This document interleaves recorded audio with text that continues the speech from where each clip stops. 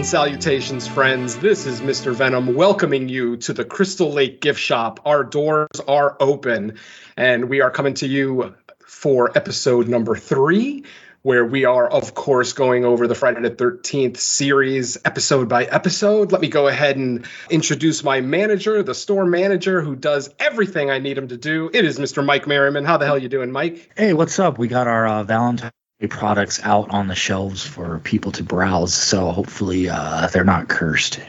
Definitely don't ignore the ugly Cupid statues. We'll get to that in a little bit. Oh, yeah, we have our first returning guest clerk to the shop. She did such a great job last time, and she works for minimum wage, so why not invite her back for another night at the shop? This is, of course, one of our favorites, Miss Lacy Lou. How the hell you doing, Lacy? I feel like you guys shot me with some Cupid love arrows. You brought me back. I don't know. You love us anyway, and you know it. I do. You don't need a Cupid love arrow to get me on your guys' show. You know that. Well, folks, if all the Valentine's talk has not given it away yet, we are looking at episode 3 of the Friday the 13th series. This one is called Cupid's Quiver. As I said, episode 3 originally aired on October 12th, 1987. This one is directed by Adam Egoyan. And Mr. Egoyan actually has a very odd distinction that I don't know of too many directors that actually have this. Mr. Egoyan has the distinction of not only being nominated for an Oscar for The Sweet Hereafter. He directed The Sweet Hereafter. I forget the year on that one. But along with his Oscar nomination, he has an AVN award. Yes, my friends, he won an award for one of his adult films that he made. I believe it was called Erotica. And for the life of me, I can't think of another director who's been nominated for an Oscar and won a porn award. So bravo, my friend. I actually did watch a couple of interviews with him, and he does find that to be kind of an odd distinction, but at the same time, he's really proud of his AVN award, and he's even more proud of his Oscar nomination. But, we'll get to that in a little bit. I have a whole list of that might facts. be like, I was going to say, that might be the this example of like crossover success. Maybe not financially, but like accolades wise. Yeah, and this isn't a situation. Exactly. And this isn't a situation where this guy did porn early and then moved on to other stuff. No, he was doing porn while he was still doing, episodes of the Twilight Zone show from the 80s and Alfred Hitchcock Presents, also the reboot of that show. Damn. So, the guy was working in Hollywood and making porn. So, I don't know. I think I love this guy. I want to work in Hollywood and make porn. Right? Is that not the dream? My God, come on. Like sex and movies. Well, yeah. Hollywood and San Fernando Valley are pretty close, so there you go. All the coke that you get while doing porn, you'll be able to use while making regular movies to keep you awake. So honestly, it's fucking perfect. Especially with the 2-hour plus 3-hour run times every movie has now. Exactly. Though I have noticed a lot of our movies that we do on Fresh Cuts tend to be a little bit shorter. We tend to kind of gravitate towards those 90-minute and below movies. Not to say that we have any kind of aversion to 2-hour horror films, but it's definitely a lot easier when you can get in and out in 90 minutes and, go on about your day. But what is the longest runtime of a horror movie? Do you guys know? Ooh, all time? Yeah, like I probably Philosophy of a Knife. That clocks in at over 7 hours. Oh, fuck. Yeah. And it's a really weird one because it's basically a readaptation of this unit of Japanese scientists that worked during during World War II. And they just did the most horrific shit under the guise of science. Basically giving people STDs to see how long they lived, purposely giving soldiers frostbite to see how long they could survive. And it just goes beyond that. And kids were involved, unfortunately. So, yeah, I believe the name of it was Unit 713 or 413. God damn it. Just look it up. Look up the Japanese torture division of World War II. You'll be able to find it. And anyway, Philosophy of a Knife is about that whole thing. And it's actually in 2 parts. That are each about 3.5 to 4 hours long. So, yeah, the total thing is about 7 hours. So good times. And it is a horrific movie. I would not recommend watching it unless you have a really strong stomach. What year did this come out? Ooh, that you got me on. I'd have to. Is it do you know what decade at least? I don't, because it's shot in black and white and it's purposely made to look shitty. Oh. So it basically looks like it was filmed during World War II, but it's definitely like 70s or 80s, maybe even 90s. I'm not sure. So I'm sure some eagle-eyed listener will look that up and tell us in the chat somewhere. So yeah, so episode 3, Cupid's Quiver. Our synopsis is as follows. Mickey, Ryan, and Jack must track down an evil statue that causes men to kill the women they love. That's kind of an odd description, but we'll get into why I don't agree with that description. But let's just start out with general thoughts overall. Lacy, our guest, this is your second time on the show. What did you think of this episode, and how do you think it compared to episode 2, since you were with us for that one too? Okay, so this is way more my speed. And I'm sure you probably assume so while watching. You're probably like, all right, Lacy's probably more apt to this than being at the fucking synagogues. Did I say that right? Yeah, synagogue is good. Yeah. This was way more my style. You had a fraternity party going on. Some costumes that were fun, a crazy psychopath. I don't know. This one was just a lot more my speed, and it was holiday themed, so I love that. I thought it was a great time. I really do. I'll save all the fun stuff for our discussion, but I really did have a good time with this. Yeah, kind of surprising that they aired a Valentine's episode, or at least kind of a Valentine's themed episode in the middle of October. It is odd that they didn't save it for later in the season, but who knows? Yeah. Mike, jump in here. What'd you think of Cupid's Quiver? Yeah, I would say the timing on it works out for us, because if we look at the calendar, we're like almost getting into February. So if it releases like in a week or two, it'll be like just in time. But yeah, I had a fun time with this episode. I thought the item was cool. Obviously, when you see the title of the episode, Cupid's Quiver, you're going to assume it has something to do with like love or lust, or, making people fall in love with you. I will say the guys in this episode, for the most part, most of the male characters give A24's men a run for their money, because damn, there's some scumbag dudes in this that just don't give a shit. But yeah, overall, this one, the running time, it just kind of whipped by, and I guess that's a strength of the episode, if you're cruising right through the story. Not that they're super long anyway. They're, about 45 to 48 minutes with the commercials taken out. But still, like, by the time it was wrapping up, I was like, damn, like, this went by quick. I mean, go ahead. Oh, no, I love the title, like Quiver, like Cupid.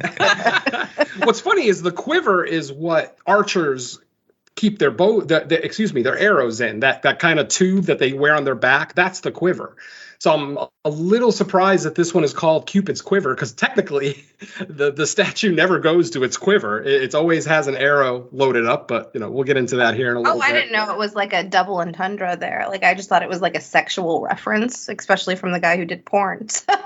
Oh, hey, that's valid. I didn't read anything like that in my research, but you never know. Isn't quiver like equated with a sexual term? Like, he made her quiver. I don't It could be, yeah. It could might be, a but I mean, entendre. Well, maybe I'm thinking of is it 10 Things I Hate About You with Allison Janney, and she's writing that novel, and she's like, his quivering membrane. Yeah, that's a verb though. Yeah, the quiver is a noun. That's why definitely. I thought it was sexual. Thank you. I got you. Still, though, I can't imagine that you're going to see people quivering with orgasm on a Friday the 13th episode, but you never know, I guess. It's not like there wasn't any sex in this episode. Oh, there's plenty of, like, I have noticed some, not just this show, but like other kind of horror anthology shows of the era. Obviously, they can't show nudity, but they're not shy to show or to have the sounds of sex going on. Like, yes. I was sitting there watching, I was like, damn, they're like letting this go on for like a little while. Like, I don't know, maybe now we'd see that in shows, but like there was that period in like the 90s and probably early 2000s where I'm like, I don't know if they would allow like that much of the audio of sex going on. What are the sounds of sex you're referring to, Mike Maryman? Please don't emulate those. Just man, you really caught me on a sore throat night, or I'd love to, Now, if you guys had asked me that question, I would have answered. Of course, which is why I won't ask. Or just go put the microphone up to Dan right now, and maybe he'll snoring, quivering. All right, so my general thoughts are, pretty similar to Lacy and Mike. I did have a lot more fun with this episode. I feel like episode 2, The Poison Pen, had a little bit more intricacy to it, some more plot twists here and there. Not the best necessarily plot twist, but I appreciated the fact that they tried to give us kind of I wouldn't go so far as to say convoluted, but a plot that's really moving, that has a lot of moving parts. This one felt like it whipped by because it's such a basic story, but I'm okay with that because ultimately it works better for this medium, especially for so early in the series. Like, I don't feel like Poison Pen should have been the second episode. I just feel like there was too much going on with that episode. I think it would have been a little bit more appreciated deeper in season 1 or maybe even early season 2. But to watch Cupid's Quiver right after it, you just see the night and day of what works on a horror anthology series and what doesn't. So, yeah, I enjoyed this one, too. I like the douchebag characters. It makes sense. It's a frat in the 80s. Unfortunately, I was in a frat in the 80s. Viva Delta Chi. I did not know that about you, Mr. Venom. Yes, ma'am. I went to the University of New Haven for my first year of college out in Connecticut, and I joined Delta Chi my first semester. I ended up quitting school after my first full year, taking some time off, and then finishing my degree in Pittsburgh at the Art Institute. So, did you do any hazing in your fraternity? No, it was the reason that I kind of rushed this fraternity, and it might sound kind of lame now, but part of the reason was it was a non-alcoholic frat. So they still had parties. They had lots of parties. The house was full of people every Friday and Saturday night, but it was an alcohol-free frat house. You could drink outside, but you couldn't drink in the house. And it was more of a social frat. You know what I mean? Like, we weren't necessarily athletes. We weren't all in any particular field or major. But it was definitely a social frat. Like, that was part of what they actually called it. It was on the flag, a social frat. So, no hazing, ma'am. I would not participate in that at any point in my life. Would I have enjoyed either on the receiving end or the giving end? It's just not my thing. Can I say you joined because the logo was a heart with a Cupid's arrow through it? Oh, no, that would have kept me away. You didn't get chosen to get initiated into the skulls, Venom? No, thank God. I didn't go to Yale. What the fuck? I was down the street from Yale. Yale is in New Haven, Connecticut. And I was at the University of New Haven, I don't know, maybe 5 miles down the road. So wait, I saw. What's that? Are the skulls a real thing? Skull. It's based on Skull and Bones, isn't it? Like, yeah, that's Yale. That's a Yale thing. Yeah, it's like a secret society in Yale.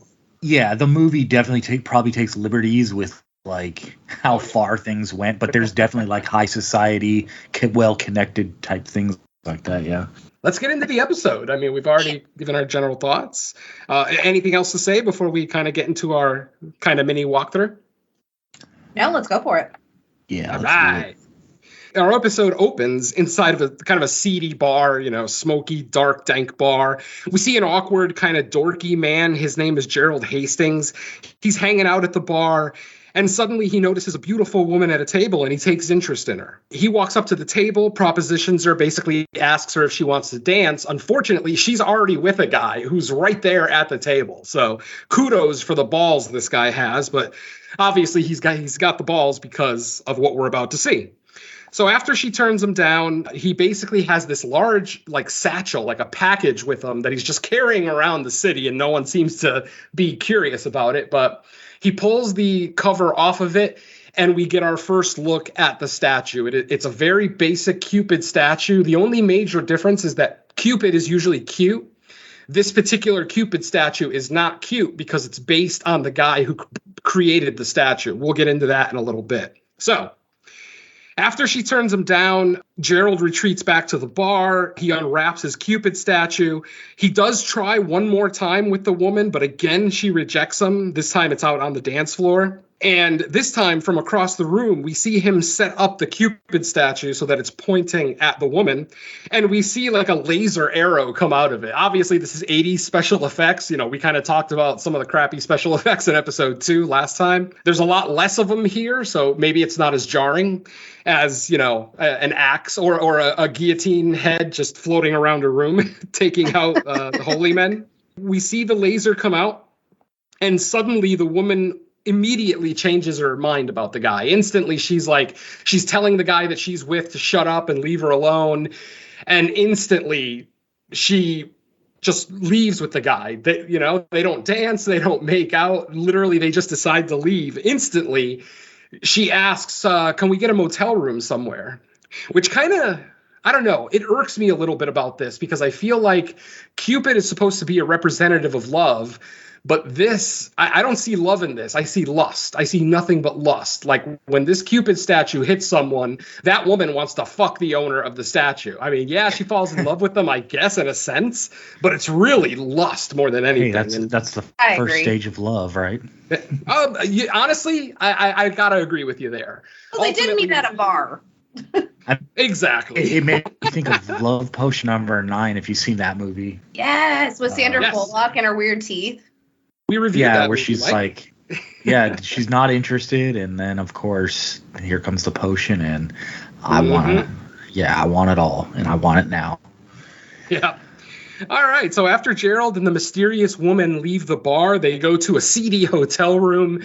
He ends up renting the honeymoon suite. So this thing is so cheesy. Heart-shaped bed, pink neon lights. Oh God, it is just 80s cheese personified. I love it. And while he's having sex with her, basically he finishes. They both finish. They're kind of lying there in bed in the afterglow. During the sex, I forgot to mention, during the sex, we actually see the head of the Cupid statue turn towards them. Fucking pervert statue. That's part of Cupid's agreement. He gets to watch. He gets to watch. I like it. So like I said, as they kind of as they sit there in their post-coital haze, the woman says to Gerald that she loves him. And when she actually says this, you kind of see Gerald's mood change. Like he's no longer this loving guy who wants to be with this girl. Instantly, he straddles her, he gets on top of her, and he starts to strangle her. In the process of strangling her, apparently they're making enough noise that some people out in the hall hear the commotion. They end up breaking into the room, saving the woman. The woman does not die. The guy is arrested. But what we see is one of the frat brothers looking at the Cupid statue. He's wearing a t-shirt from his frat, which has a heart with an arrow through it. So when he sees the Cupid statue, he's like, oh, this belongs at our house, at our frat house. So he literally just takes it off a crime scene. Even though, nobody was killed, it's still a crime scene that has to be investigated, and he just sneaks out of there with the statue. I believe his name was Bowser. Fucking frat names. I was so confused by this scene, though. Like, what's up? Like, when the cops just, burst in. It didn't. This entire scene is very confusing because, personally, I didn't think they were making enough noise that anybody in the hall would hear them.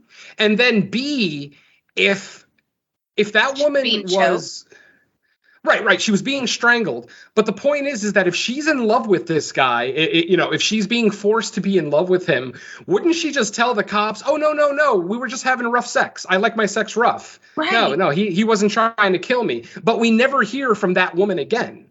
So I don't, so the rules are already muddy with this whole thing. Like already the rules don't make a lot of sense, but, we move on from there. So after the opening credits, we go back to Curious Goods, where we find Mickey reading about the incident in the morning paper. She remembers that there was a Cupid statue in the manifest. And Jack actually remembers picking it up in Cairo. He has this long story about the person who made it. His name was Salah Malik in Italy in 1493, I believe is the year he said. And he basically and I love how Jack knows every fucking item in this store, knows the history behind it, like without looking up a book or anything. I'm not sure if that's going to start annoying me as the series goes along, but it's kind of cool right now. So I'm okay with it. But like I said, he tells the story of Salah Malik in Italy. He said that this man was so ugly that women couldn't look at him without turning away. He was so disgusted by the way that the women were treating him that he vowed vengeance on all beautiful women. And he had this statue of Cupid made, but he had it made in his own image. That's why this little thing is ugly as fuck. The face on this Cupid is like the worst Cupid face you've ever seen. It just looks awful. But that's the point. The Cupid statue, from what I'm figuring, my guess is that Salah, the original guy who made it, somehow fused his soul into it. Because I feel, and we'll get into it more as we go along, but I feel like this statue, much like some of the gifts that we've already seen from Curious Goods, actually has like an effect, a controlling effect or a hypnotizing effect on its victims. And we'll go into that a little bit here. Like I said, Mickey's reading the article. They look it up in the manifest. They find that item 00279 was sold to someone named Frederick Mason 4 years earlier. But he is currently in jail as he was convicted of killing 3 women. But it's not the guy from the opening scene, because the opening scene, that was Gerald Hastings. So already we've established that this statue has had multiple owners. Now, Mickey and Ryan go back to the crime scene, to the motel room, and they pretend to be cops. Like investigative cops, plainclothes, detectives. They have a chat with the hotel manager, and the hotel manager lets them know, I do remember seeing some frat boys in here when we busted the door down. I distinctly remember seeing the Cupid statue there, but then when we came back to the room, the Cupid statue was gone. So the hotel manager says, more than likely they have it at the frat house. Let's see, Mickey and Ryan go to the campus. And lo and behold, the very first fucking person that they interact with is our killer for the episode. So that's kind of interesting. Dumb luck again. But they end up interrupting a conversation between Eddie, who is our, episode villain, and Laura. Is it Laura? Yeah, Lori, excuse me. So Eddie and Lori, obviously it seems like Eddie and Lori had some kind of past, not a true relationship. Maybe they hooked up after a party or something. But Eddie obviously is harboring feelings for this woman. She obviously has no feelings for him. She's already dating someone else and just doesn't want to deal with him. But obviously Eddie's in love and he's kind of, forcing the issue. Luckily, Mickey and Ryan show up to interrupt the conversation. They ask about the fraternity and the girl tells them, I'm actually walking there right now. Why don't you come with me? And then Eddie then offers them a ride in his truck. So they literally have 2 offers to take them to the fraternity. But they notice the look on the girl's face. The girl is obviously distraught when she's telling them, oh, no, you can walk with me. I'm going there now. So Mickey and Ryan decide to go with her. They decide to walk. And she tells them, a little bit about Eddie and, about him badgering her to go out with him and blah, blah, blah. But she's obviously creeped out. Now, Eddie knows that the frat that they're looking for, excuse me. And he, like I said, he offers to give him a ride, but they end up walking with Lori. Eddie rushes back to the frat house while Ryan, Mickey, and Lori are walking to the frat house. He jumps in his truck and rushes back there. She decides not to go in with Mickey and Ryan, obviously, just in case Eddie is still in there. Now, mind you, one thing that was established early, Eddie is not a member of this fraternity. He's not even a rush. It's not like he's trying to rush these guys. I think that's one of the funniest things of the whole episode is the fact that he's like just more like I don't know if he's like an errand boy, a whipping boy, and they're just kind of stringing him along with the hope of one day joining. Because I'm like, what are you, their personal janitor assistant or something? He's like, here, you can have a T-shirt as long as you do our laundry. Yep, exactly. And that's why he's walking around campus with that T-shirt on. So people obviously assume that he's a member of the frat. He just doesn't correct them. So, like I said, Mickey and Ryan go into the frat house and they talk to the frat leader, the main guy there, and they start asking about the Cupid statue. And then instantly this guy says, are you cops? Do you have a warrant? And can I see your identification? And of course, instantly that just puts a wrench in Mickey and Ryan's plan. They end up leaving the house with their tail between their legs and, with nothing to show for it. Now, Jack has a plan to get them into the frat later on. He's going to play a bartender at the party while Ryan and Mickey snoop around. I forgot to mention that the frat brother did actually invite Mickey to the party that evening, kind of hitting on her. So while Jack is tending bar at this party, he decides to whip up a mixture of special punch that has sodium pentothal in it. And for anybody who doesn't know what that is, of course, truth serum. When you are given sodium pentothal, you lose the ability to lie. Everything that you say that comes out of your mouth is the truth. Like, you physically cannot lie. It inhibits some part of the brain that is, basically where we lie. So Jack spikes the punch with sodium pentothal and basically just tells Mickey and Ryan, once everybody's been drinking, just go around and start asking people. I mean, they're all going to feel a little lightheaded. Sodium pentothal is a kind of a drug as far as like a hallucinogen, a very mild one, but you still feel kind of like you ate an edible, basically. After drinking some of the punch, Mickey does end up asking Bowser, the guy who actually stole the Cupid statue. She ends up asking him, where have you seen a Cupid statue like this? And Bowser instantly is like, oh, yeah, I've got one in my room. And they go upstairs to look for it, but the statue is gone. And of course, where's the statue? Eddie stole it because, as Mike said earlier, Eddie is like they're basically their maid. He cleans the house for them in the hopes of getting invited to rush the frat, but that's probably not going to happen. So, Eddie looks like he's a basically knockoff James Spader. I'll go with that. Much uglier one, yeah. like the James Spader leftover parts who got constructed to make another James Spader. Exactly. Like that one that's like completely inebriated or on drugs, but doesn't smoke apparently, even though he has a cigarette later in the episode. Yeah, and I think you already passed this part, but when he's spiking the punch, he's like, yeah, I got my homemade truth serum. It's like, wait, what? And then he's not even trying to hide it. Like, he's talking out loud. Like, it's so funny. Well, like, yeah, I think I forgot how, like, in various episodes, Mickey and Roby will show up to start the investigation, and then he'll just kind of randomly show up to help, like whether it was solicited to him or not.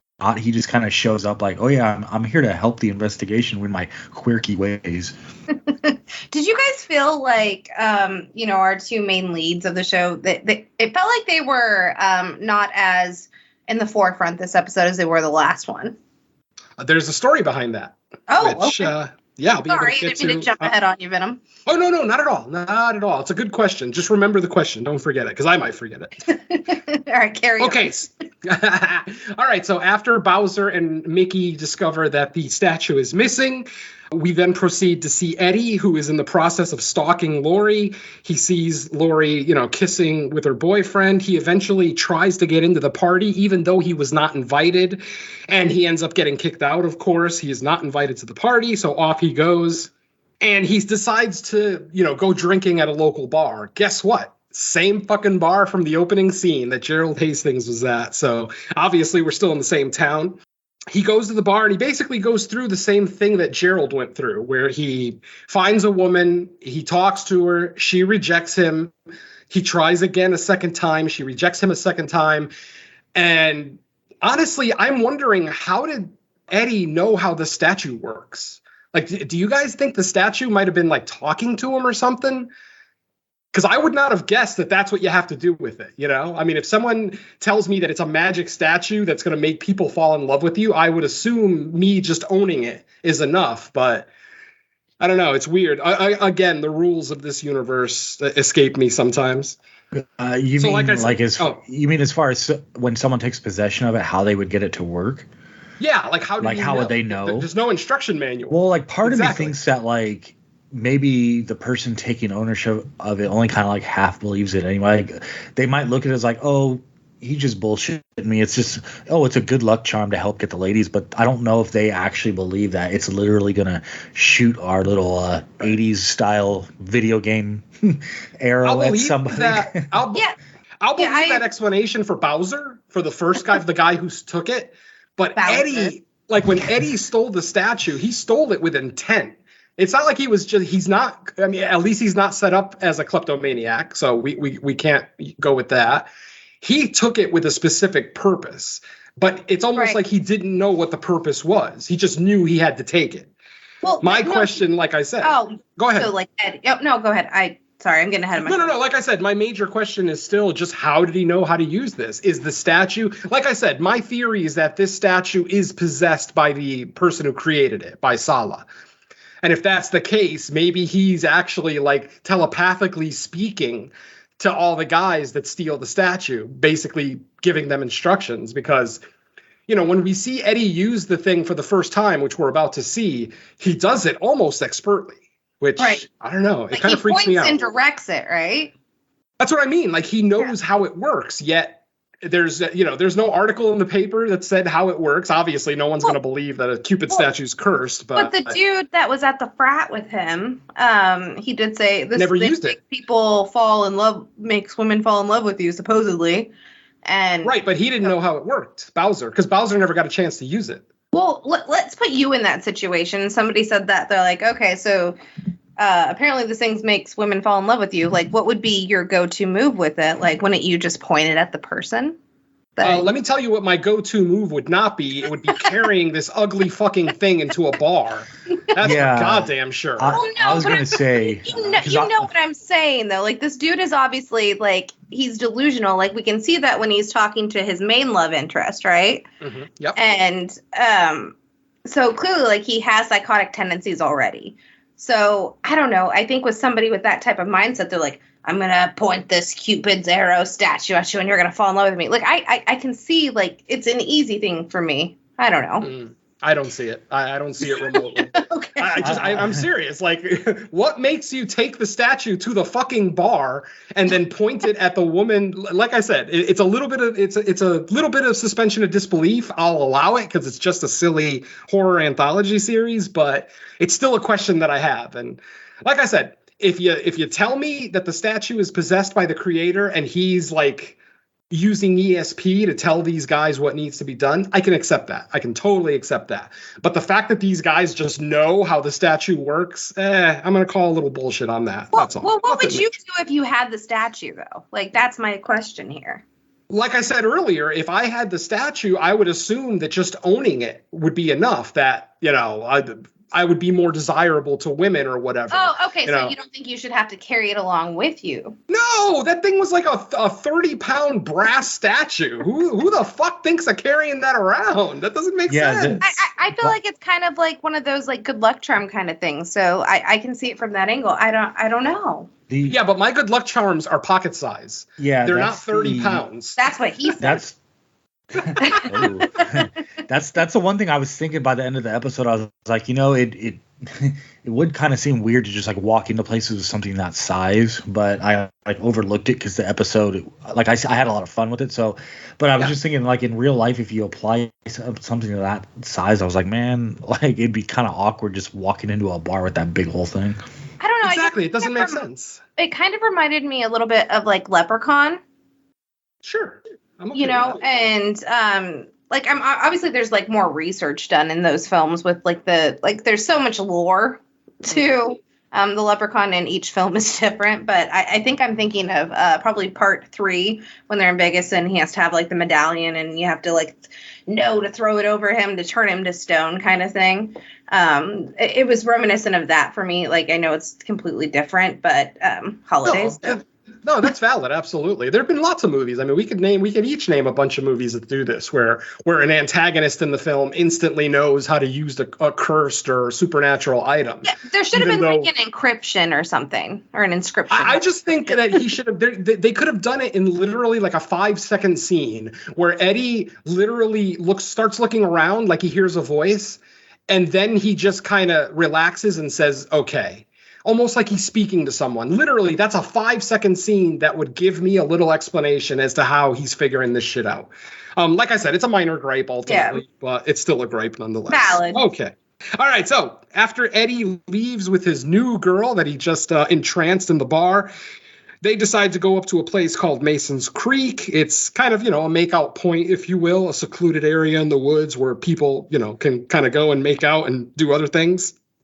Eddie does use the statue on this girl. They end up having sex in the cab of his truck, which looks uncomfortable as shit, but whatever. And basically after the sex, she tells him, I think I love you. So I think we're starting to see what the trigger is, that once these women tell these guys that they love him, he basically just goes into psycho mode. And that's exactly what we get here. But Eddie is a little bit more calculating than the guy in the cold open. If you remember, the guy in the cold open just started choking the girl as soon as she said, I love you. Eddie turns a little bit more calculating in the sense that he ends up leaving the truck claiming that he has to go to the bathroom, and then he comes back to the truck with a bag, like a sack with something in it. Don't know what it is, but he ends up walking to the truck. Well, you forgot the honey foreplay. Oh, fuck that! Ah, God. Because I was like, what the? I was like, wow, you just keep a container of honey in your truck for these occasions. Exactly. It's so silly. So I guess that's the setup, that he either is a beekeeper or knows someone on campus who's a beekeeper or off campus. I don't know. Obviously, he had to know where. Not the bees. Yeah, this is a warning. This is a warning to ladies out there. If you're on a date and the guy breaks out a honey jar, get the hell out of there. He goes, get the fuck out. I brought you something to keep you company. But like you don't see like the setup of him like actually like putting like the stick up against the door. You know. Yeah, I think he parked next to it. I can tell you, I was not expecting this moment at all, and I fucking loved it. And I gotta ask. So did he have a bag of bees previously collected stashed out there, or are they trying to say he literally went out there right now and collected up some bees? I was like, how the hell did he get a bag of bees? That's why I'm saying the bottle of honey kind of implies that he knows someone who's a beekeeper, because the honey didn't have a label on it. You know, it was kind of like a generic honey bottle. See, I missed the bottle of honey completely. Yeah, it was during their foreplay. Stupid foreplay, but whatever. Well, it was after they were done having sex. Then they're kind of just hanging out, and I can't remember the dialogue if he asked her if she likes honey, and she's like, her response is like, yeah, I guess so. And he's like, here, and he puts some on his finger, and it looks like they're about to get right back into it, and then he's like, hold on, I gotta go pee. Yeah. And of course he goes to, well, quote unquote pee, comes back with a bag filled with a bee's nest and literally throws the fucking bee's nest in the truck, closes the truck door. Somehow none of the bees escaped, but again, suspension of disbelief, whatever. So fucking much. And she can't just scoot over to the driver's side door and get out. So much joy out of this scene. It was like everything that I was looking for in like 80s horror. And this scene fucking delivered for me. I'm not gonna lie. No, absolutely. I'm right there with you. I actually wish it was a little bit even more over the top with the bees. Like, I know they can't really give us the end result because it's a TV show, but it's not like they have to make it too gory. You know, just show her with a bunch of red marks all over or something. Just to see the aftermath would have been cool. But I do agree, potentially the best scene of the series so far. I don't think I can disagree with that. It was like reminiscent of like Sleepaway Camp and like Hello, Mary Lou. Like, I don't know. Does that make sense at all? Yeah, well, it's the kind of thing that's like creative. Like, instead of being an episode where every single victim gets strangled or killed the same way, they just kind of come up with something ridiculous, but it's fun. Yeah, this is the guillotine of this episode. Mm-hmm. And I forgot to mention, too, that while Eddie and the girl were having sex, that we do see the statue again turn its head to watch them in the truck. And it smiles. Yeah, it fucking smiles. God damn it. Oh, God. Like, you gotta anyway, the cover art for this episode, the statue smiling, if you can. It's right there. It's right there on IMDb. If you want to look at it, it's right there. I'm looking at it right now. Anyway, so like I said, after Eddie throws the bee's nest into the truck, he closes the door. He leans up against the passenger side door so that she can't get out. And then the other side, like Lacy said, it looks like he either parked next to a tree or propped up some kind of thick branch to block the door. So either way, the girl is stuck in the cab. And once again, we see Eddie and the statue both kind of looking at her, watching her die. And at one point, Eddie even mouths to her, "I love you," while she's being fucking killed by bees, which is kind of cruel, but whatever. Again, we see the Cupid turn its head, watch, smile, blah, blah, blah. This is the part where I start to think that there is something kind of unmentioned about the relationship between Eddie and the statue, because it just seems like everything is working out too well. It's almost like the statue is really the ringleader here. And he's just using Eddie. Because don't forget, Sala, the creator of the statue, had no luck with women. So I think he's getting off by watching these guys have sex with these women and then killing them, which is exactly what Sala wanted to do. He wanted to fuck and kill every woman that he saw. Yep. I love it. All right. So good. All right. So after our mysterious woman number 2 is now dead, they head to Eddie's creepy quote unquote apartment. Basically, they find out at the frat house that Eddie lives in the basement of one of the utility buildings on campus. And when they actually go and look at it, it's literally not even a room. He's literally just in the boiler room where he has like a bed and a TV and like a fridge set up for himself. So it's literally, I mean, it's very Freddy Krueger, just living in the boiler room. So rock on, Eddie. I forgot to mention that the book, Curious Goods, Behind the Scenes of the Friday the 13th series, actually does mention that, the whole thing with the Freddy Krueger reference. They actually make a Freddy Krueger reference in the book because of Eddie living in a boiler room. So there you go. So while Mickey and Ryan are there, they are looking for the statue. Of course, the statue isn't there because Eddie is out using it currently with the mystery girl that he got from the bar. But they do find that Eddie is very obsessed with this girl, Lori. He's got pictures, he's got the basic serial killer stalker pictures of her, secret pictures that he took of her with, without her consent, just pasted all over the walls. So very obviously Eddie is a very unhinged individual, statue or not. I'm wondering if the statue maybe goes after guys like this specifically, like unhinged guys that would be easy to control. Maybe they're like drawn to it more so. Valid. Yeah, I'll go with that. Definitely. I like it. They basically start going on a trail looking for Eddie. Jack finds out that Eddie was going to this place, Mason Creek. When he goes there, he doesn't find Eddie or the truck, but he does accidentally run into the body of the girl, where Eddie basically just dumped her out in the woods, didn't even try to hide her or anything. Oh, I said, what a dick. Oh, yeah. Beyond dick. So at this point, Eddie has managed to find Lori and her boyfriend having some wine alone in the woods. The boyfriend decides to go back to the frat to grab another bottle of wine. While he's away, Eddie sneaks up on Lori and scares her. And she basically tells him to go away, leave me alone, I don't want you here. Mickey and Ryan, who've been searching the woods this whole time, see Eddie hustling Lori into his apartment. Ryan gives chase, and he leaves Lori in order to make a faster escape. Mickey checks on Lori while Ryan follows Eddie into his room. Ryan ends up knocking out Eddie with a crowbar. He grabs the Cupid statue, and they end up leaving. At this point, there's still like 15 minutes left of the episode, so I'm like, wait a minute, they already got the statue. What's going to happen now? Well, what ends up happening is fucking Barney Fife, the college security guard, not his real name, of course, basically sees Mickey and Ryan with the Cupid statue, realizes that he saw that earlier at the frat house, and the frat house reported it missing.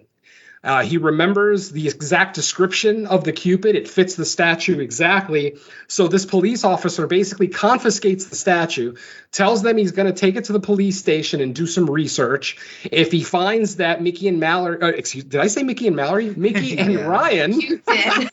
You did. Basically tells Mickey and Ryan that if your story checks out and this does belong to you, you can come and pick it up in the morning.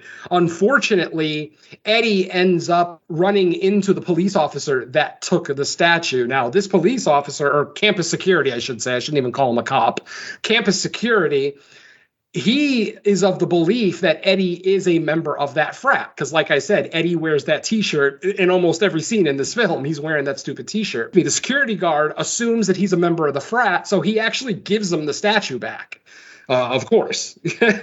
So Eddie has the statue. He does end up getting Lori, but this part I like. We actually basically... Lori and Eddie get split up. Like I said, Eddie ends up running away, leaving Lori while Ryan chases him. At this point, they take Lori, after they end up with the interaction with the police officer where they give the statue back, they end up taking Lori back to Curious Goods and telling her, you can stay here for the night so that you're safe, because statue or not, that Eddie guy is a fucking psycho. But as it turns out, while she's there at the fucking Curious Goods, she ends up calling Eddie and telling him that she loves him. Yes, he already got her with the statue, and we didn't see it on camera. So I kind of like this little swerve. It's a minor swerve, I know, but I kind of dig it. What'd you guys think of that scene? I felt like we kind of knew, though. Really? I did not know remotely. Yeah, no, because they don't show them to. Go ahead. Because when they come back, or when they're talking to her, she was like, "No, I need to get back with Eddie." Did that not happen? She wanted to get back with her boyfriend, the guy that she was making out with earlier. No, the guy that she's actually with. No, I'm pretty sure she said, "I want to get back to Eddie," and they're like, "You need to come with me." Oh, that's later. That's after it's revealed. Sorry. That's after the phone call. Yeah. I thought it was before. Sorry. No, yeah. Because I was shocked by that. Well, like when she makes the phone call and says, "Eddie, I love you. I have to see you." I'm like, oh, he already got her. I like that. So there you go. So like I said, she's on the phone with him. They go back to Curious Goods. She ends up calling Eddie. She ends up sneaking out of Curious Goods in the middle of the night and goes back to Eddie's room, where she turns around and we discover that it's not fucking Lori. It's Mickey. Apparently, either Jack or Ryan, one of them knew that she was using the phone, picked up the phone, and eavesdropped. So another fucking reveal that, that wasn't made plainly obvious to us. They end up keeping her at Curious Goods, Lori that is, and Mickey goes there in disguise. And the scene where it ends up happening, Eddie is obviously distraught because he thought it was Lori. Mickey ends up putting on like her clothes and a short blonde wig to look more like her. Obviously, Eddie is very upset about it, pissed off. Eddie decides, you know what? I'm going to fucking kill someone tonight. Why can't it just be you? So he literally just goes into psycho mode. Mickey starts to run away. Ryan ends up walking in just as she gets away from Eddie. Unfortunately, Eddie does end up setting up the statue. And we see the laser arrow come out of the statue right towards Mickey. And instantly she turns around and talks about how much she loves him. Oh, I love this guy. No, don't do this. Blah, blah, blah. Ryan finally manages to break down the door. Like I said, when he gets in there, Mickey has already been hit by the arrow. She actually tells him, "Don't hurt him. I love him." She's insisting this as she's hugging Eddie. Eddie ends up pulling out an axe while he's holding Mickey in his arms, and he's basically threatening Mickey. He's threatening Ryan. What's that? Another great moment. Another great moment. The axe confrontation. Yes. I don't know what the hell possesses this guy, Eddie, to do this, but he ends up taking the axe and using it on a pipe there in the boiler room. Mind you, I said boiler room. So he cuts the pipe and steam comes out of the pipe and hits him right in the fucking face. It steams himself. Why did he cut it like right there? It makes what an idiot. He steamed himself, exactly. No, I gotta ask you guys. So, like, clearly, like, he had like a clearer complexion earlier on. Did he get stung by bees? No, that's what I was saying. He didn't. Not one bee got out of that truck. But he has like marks on his face. Probably because of altercations he's had with people. Because didn't him and Ryan have a little bit of a row earlier in the episode, like out in the woods? Though they look like bees. Maybe they are. Honestly, maybe they are. On his face, yeah. So I'm like, clearly the bees were not his friend. Well, bees are no one's friends except bees. So yeah. Well, I was just curious if you guys had a take on that. That's all. Oh, absolutely.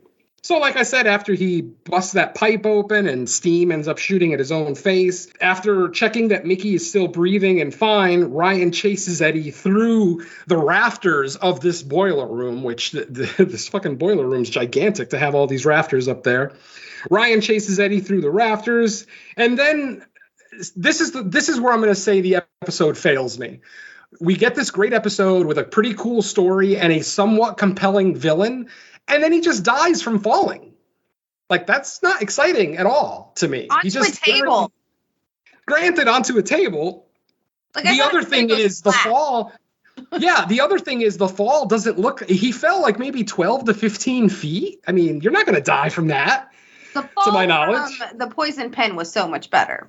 Exactly. Getting thrown off the roof, absolutely. Right. Much better. And yeah, that's our episode. Basically, We do obviously end up going back to Curious Goods for our end of episode joke, which I'm already getting sick of. But in this episode, Ryan is saying goodbye to Lori. Lori obviously is with Eddie gone now. Apparently the spell is over. The spell just stops, which again, like I said, the rules of this Cupid are just so all over the place. Like there's no solid rules to this thing. So anyway, with Eddie gone, both Mickey and Lori come out of their trance. Ryan, like the douchebag that he is, decides to hit on Lori, actually asks her out, says, hey, you want to go, get some dinner, watch a movie, maybe, go see the stars, blah, blah, blah. And she very politely says no. And instantly I'm thinking, this girl's in fucking college. How old is Ryan? I'm not saying that Ryan is like in his 40s, but the man doesn't look like he's 24 in this episode. I mean, John D. LeMay, let's see, how old was the actor during this episode? This would have been shot in 1987. He was born in, I don't know. IMDb is stupid for not telling me. There it is, 1962. So he's 26 when this episode was shot, and he's hitting on a college co-ed. I'm sorry, but Ryan's turning into a douche before our very eyes, and I don't like it. I don't remember him being this bad, but we'll see. We'll see where the series goes from here. But then, of course, the episode ends with him making a joke, just like with the poison pen, where he said, ooh, let's use the poison pen to order some takeout. Here, he's like, I wonder if I could use the statue and just shoot her a little bit. And instantly, I'm like, what a fucking cocksucker. He's already seen what this statue does to people, and he actually wants to voluntarily use it. Jesus Christ. Yeah, I'm sorry, but this guy's a dick. I'm really hoping he has a character turn. Plus, he's not even in season 3, if I remember correctly. He's only in the first 2 seasons. I think he makes a couple of appearances in the 3rd season, but he's not a regular. So yeah, if memory serves me correct, they bring in like a second guy, and there's like a handful of episodes where all 3 of them are there, but you could tell it's because they're phasing Roby out. Exactly. Yep, definitely. So yeah, that's our episode, folks. Just another reason to hate Ryan, but definitely an upswing for the series. Like I said, like we said earlier, our first 2 episodes of the series had some decent gore. We get a throat slit in the first episode. We get a decapitation and a good, dropping from a building in the second episode. This one is a little bit more tame with its kills. I mean, ultimately, we only see what? One person died. Oh no! Well, the girl in the cold open survived. So yeah. So only the bees kills the only kill we got. It's a great kill. I just wish we would have seen a little bit more. That's just the gore hound in me wanting to see more. But yeah, let's get into some facts about this episode. Yes, please. If you guys remember, on our first episode, we were talking about episode 1 and how episode 1 was not the first episode filmed. Episode 1 was the 3rd or 4th episode filmed in the series. Now, the reason they did that, as I mentioned back then, was that they wanted these guys to have some kind of chemistry. They wanted all these characters to have chemistry for the first episode. And since they were all new actors, like, John hadn't done much up to that time. I think he said he'd only been in Hollywood for like 3 years. Roby hadn't done anything name-worthy up to that point. So, these are basically unknowns that are kind of thrust into this. So I do kind of like the idea, because in this episode, the whole point of this story that I'm retelling is basically this is the first episode that was filmed. This was the very first episode. Adam Agoyan talks a lot about how all the actors were green. They didn't really know what they were doing, but that he did agree with the producer's decision to record this episode first so that they would have a little bit more chemistry for the first episode. Well, see, that's a little weird to me, because I was actually going to ask you guys, because there's a reference made in this episode where they talk about how they're posing as cops, and they're like, well, it worked before. Well, they just met in the same episode. It worked with the hotel manager. Oh, okay. I thought they were referencing something in the past that's... No, because they pretended to be cops with the hotel manager too, and that worked. But then the frat guy, of course, is the one who asks for ID and a warrant. So good on him for whatever that's worth. More than a cop. Yeah. So, here it is. Yeah, The Inheritance was actually the 4th episode shot in the series, which, like I said, this allowed the crew and the actors to gel, to gain a rapport with each other, and to get a chance to find a routine, once they actually go. So this episode is technically the pilot because it was the first one shot. It was not the first episode that aired, but by definition, the first episode shot that is shown to the network guys, trying to get, a time slot and all that shit, that's considered the pilot. It's not always the first episode that airs. So there you go. A little trivia there for you. This episode was shot in 7 days. It was shot on 35 millimeter camera, which Adam Agoyan was very against. He didn't really want to use camera. He didn't want to use 35 millimeter film because of the short shooting schedule. He wanted to do it on video and then kind of slow it down to the frame rate for film. For those who don't know, television is 30 frames per second, but film is 24 frames per second. That's why you get that kind of, more dreamy look to a film than you would from a television series. Not so much now, because now we've got like 4K and we've got high frame rate. We've got like high frame rate movies, like the new Avatar movie is a high frame rate movie. So it literally looks like a fucking TV show because you're just not used to that 48 frames a second. We're all used to 24. So blah, blah, blah. So like I said, the show had this episode had a 7-day shoot. They had to work overnight twice during this shoot. And what's funny is that the producers of the show reassured John LeMay and Roby that this wouldn't happen again, that, working overnight an entire shift, the amount of overtime that has to be paid, these are all union crews, blah, blah, blah. So the producers basically promised them, yeah, this won't happen again. That turned out to be a lie because, as I found out from my research, almost every other episode of this series had all-night shoots involved. For this episode, Adam Agoyan said that they were behind and that come 3 a.m, when they were supposed to wrap up and leave, they forgot that they had to film another scene that day. They couldn't shoot it the next day. So they ended up, like I said, staying all night, sleeping in their trailers, and then just going right back to work the next day. So, yeah, that's kind of funny. They had planned on 2 hours of overtime on the first night, but that ended up turning into an overnight shoot. Roby talks about, how overwhelming it was for her first television series, her first episode being shot, and everything involved with the filmmaking, blah, blah, blah. John LeMay, I am glad that they recorded this episode first because John LeMay talks about he had no idea, no experience with television or filming or anything. He was under the impression that when you're on a TV show and you're the star, that you're basically the shit, that everything revolves around you. So for this first episode, there's stories of John LeMay being a real dick to the crew because he thought that's what was expected. He thought, I'm the star of this series, I need to be a dick. He said that the director put him in his place really, really quick and let him know that, no, that is not what's expected of you. You're not to treat people like shit. This is your family. This is going to be your family for the next foreseeable future. You got to treat them right. And apparently after this episode was filmed, John never had another altercation with anybody until season 3, which, I'm not going to tell that story now. We'll get into that later. But that's it, folks. Lacy, our guest, any closing comments you want to make about Cupid's Quiver? This was definitely a step in the right direction for me in terms of being Friday the 13th. Like haunted object, perfect. It's a haunted holiday. I consider Friday the 13th a holiday, as you all know. Damn right. It's Jason's birthday. Of course it's a holiday. Yeah, so I loved that this was, somewhat themed to that. I love that you brought in that tidbit of knowledge of, him being a porn director, because there were several moments in this. I was like, God, this is very horny. Yeah, definitely. It was like the up close of the lips talking, and it was somewhat reminiscent of 976 Evil a little bit. Like the seductiveness of it. I don't know. I just thought this episode was a lot of fun. I thought Eddie was a great antagonist. Mm-hmm. We love to hate him. I don't know. Like, I literally love it. I wish that there had been a little bit more of, Mickey and our other central characters that, are after it. But this is only the third episode, and I didn't see the first episode. I'm going to have to go back and watch that.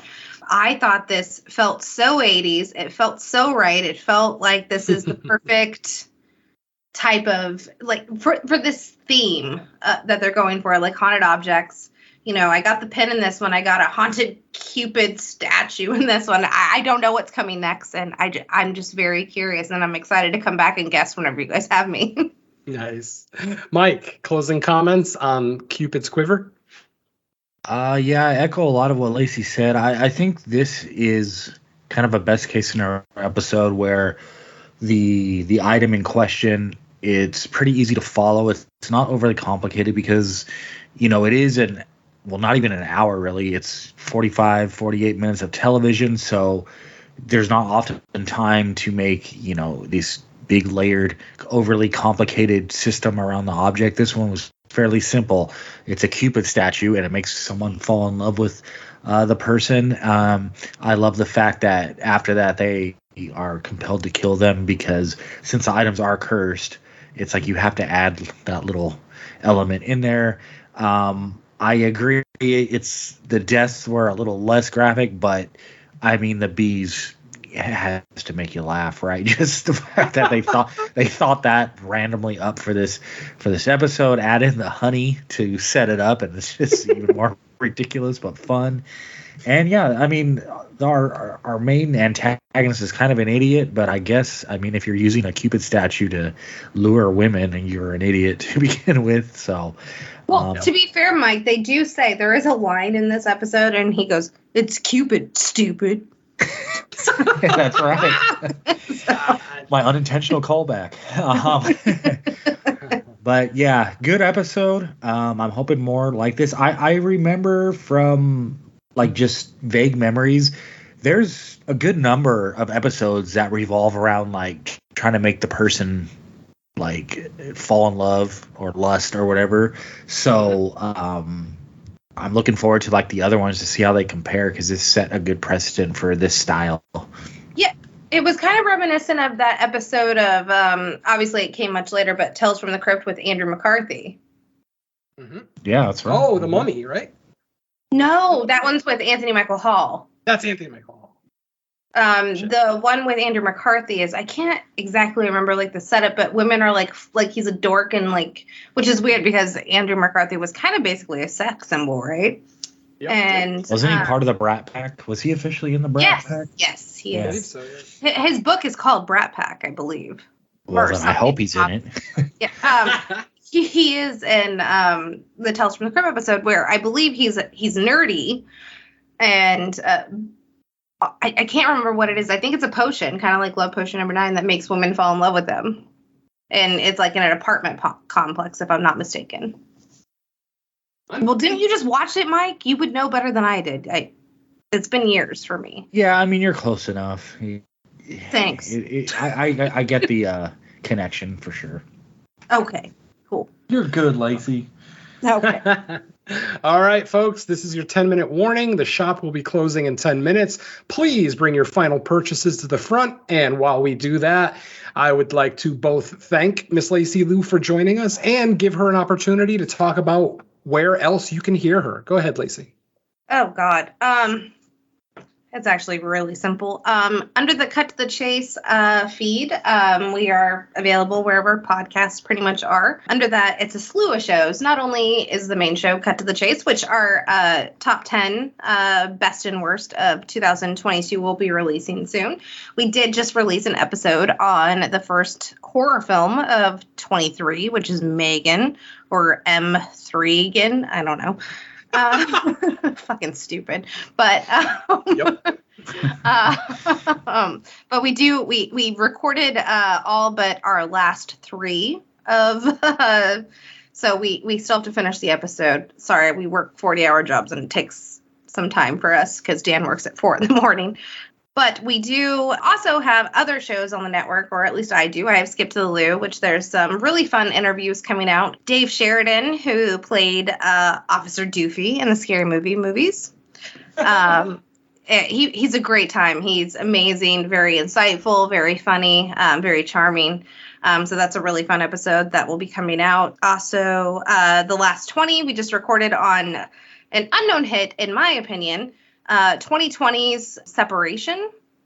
Or it might have been 2021. We just recorded on that for The Last 20 with me and Carly Ray. And then the Slumber Party Massacre is also doing a best and worst of 2022, our top 10. It's already recorded. It will be dropping. It was supposed to drop today as of this recording, but it'll drop sometime this weekend when I feel like finishing editing it. Sorry, I'm busy. And then also, on top of all that, I do have a new show coming out called Slash a Bit. Dan bought me this book for Christmas to where it has all of the slashers in it, and they have them alphabetized in the back. So I thought it'd be a great idea since it's my favorite genre, and a lot of the movies that are talked about in this book I haven't fucking heard of, kind of like your gift shop book, Venom, for this show.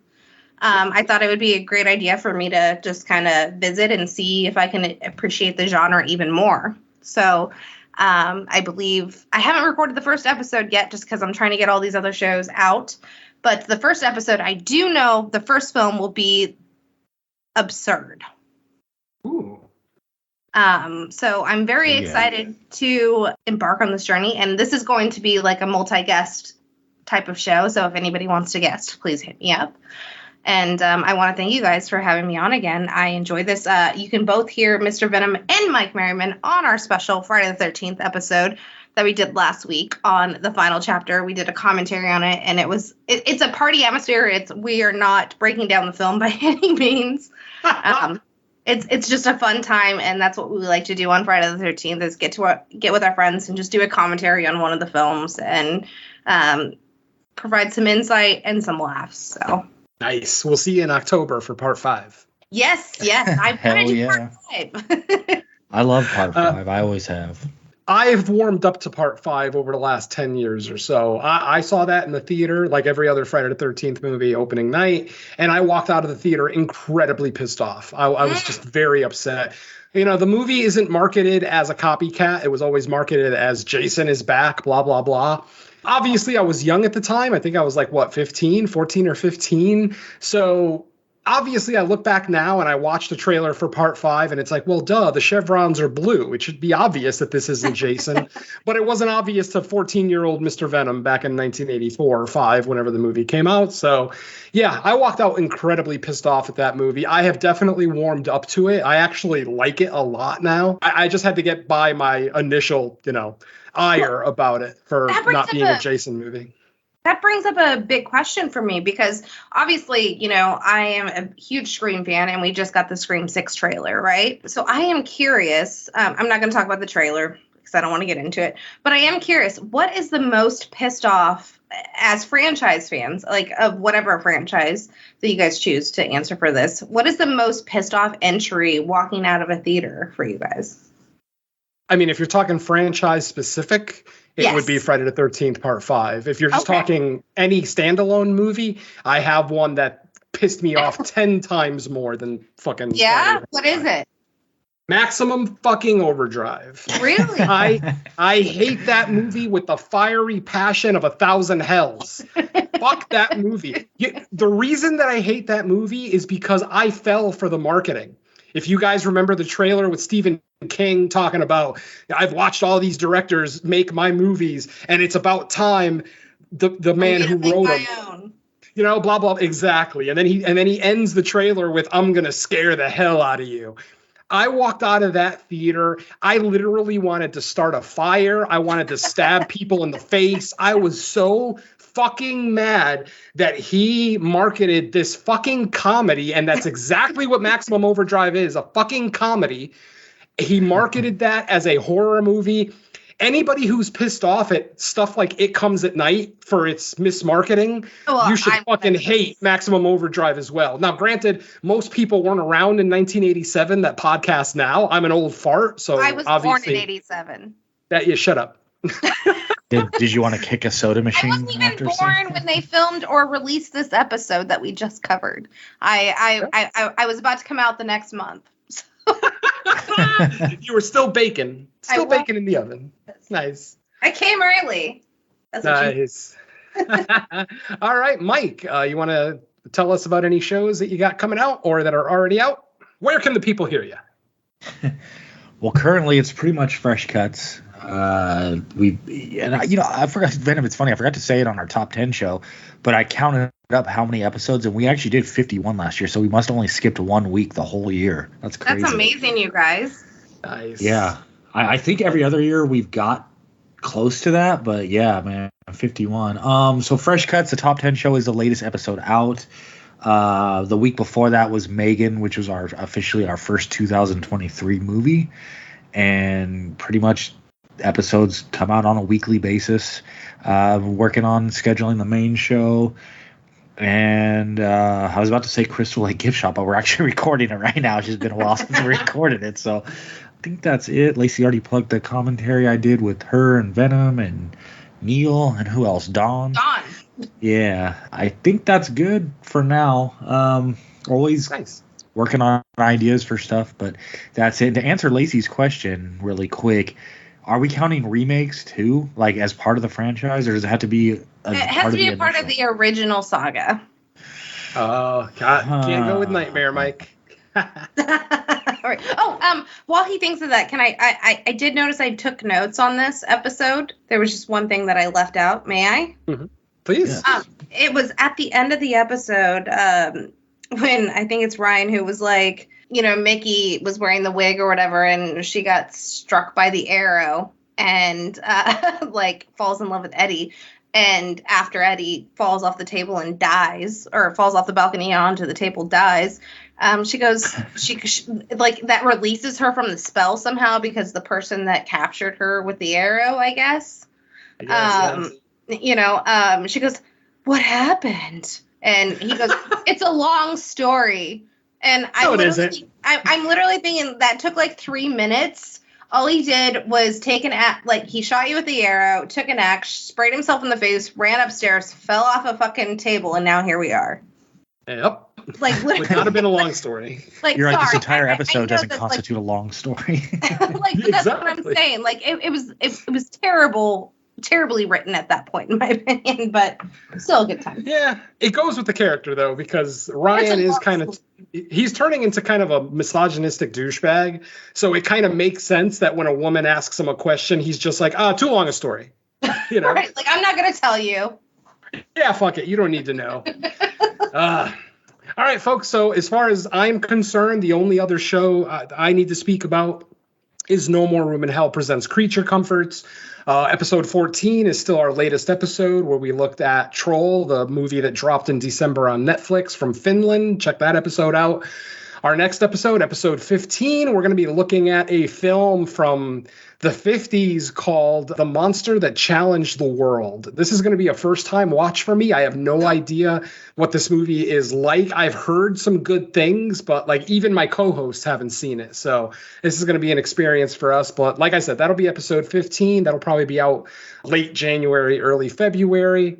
Otherwise, you've heard all the other stuff that you can hear all three of us on, so please check it out. Before we go, again, I just want to thank everyone so much for joining us, and the store is officially closed. So Mike, Lacey, thank you so much for being here, and we'll see you next time. Say goodbye to the folks.